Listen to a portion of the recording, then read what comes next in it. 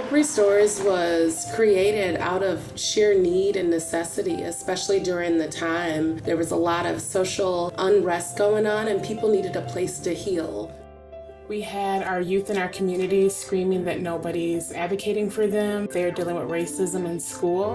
How can you exceed if you can't even get an education and you're at school fighting for equality or fighting against racism? Black student leaders were a huge part of why Hope Restores got started.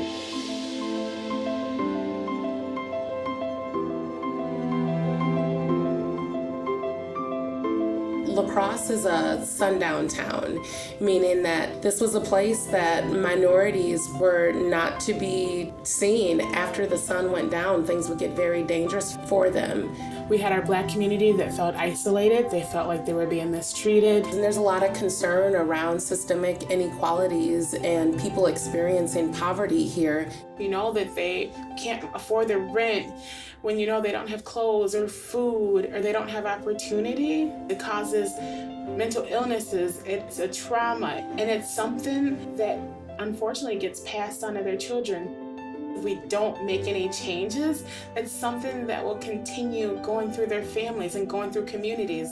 Biggest ways that Hope Restores addresses the issues is that we take a look at the individual person and then we're able to dial in closer to, okay, now how do we get past them? How do we remove those barriers? A lot of our clients during COVID time were okay with food stamps. They had enough. And what they were looking for are toilet paper, tissue, and those are the type of things that you can't buy with Food Share.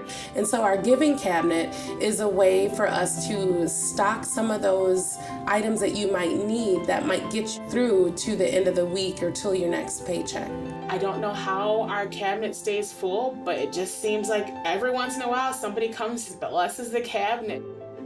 First approach would be to nail down what is the mission gonna be. Yeah. Our main thing is to give them a life of the goals that they set for themselves and just to be able to be a tool and a support for them. We do a back to school drive to help out with school supplies, and then in collaboration with Black student leaders, we do a school drive to help out with one gift card for $100 so they can go to school in a nice outfit.